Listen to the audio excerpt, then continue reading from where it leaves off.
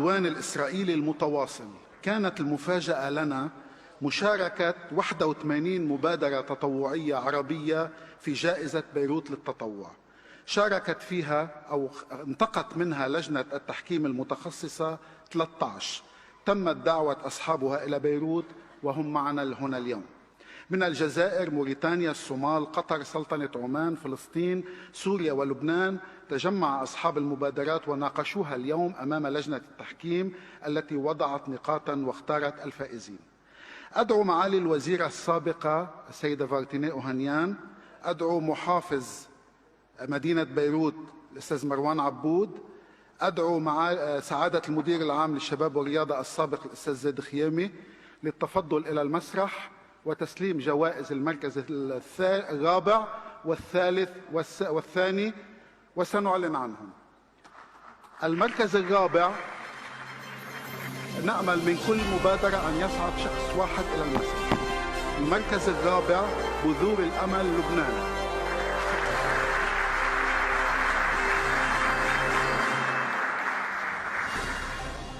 – 558 نقطة.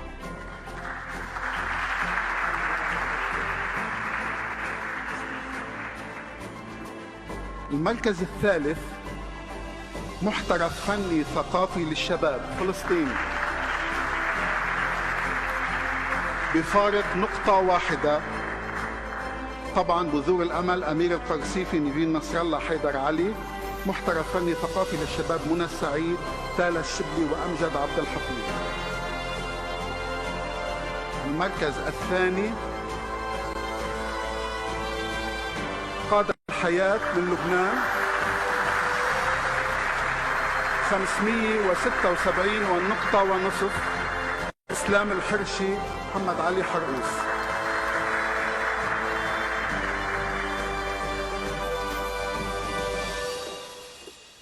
أستاذ زيد ومعالي الوزيرة كانوا العرابين الأوائل لبيروت عاصمة الشباب العربي.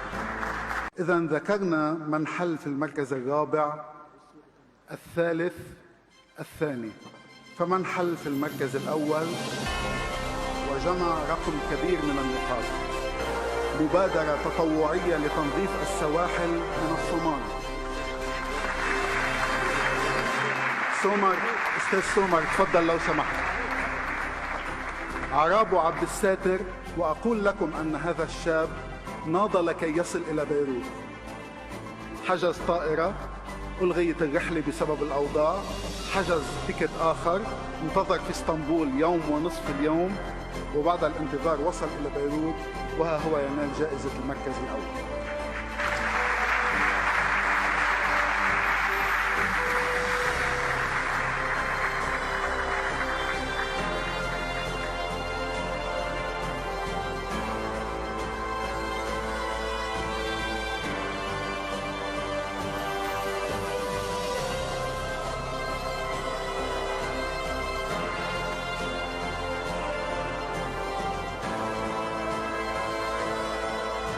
شكرا.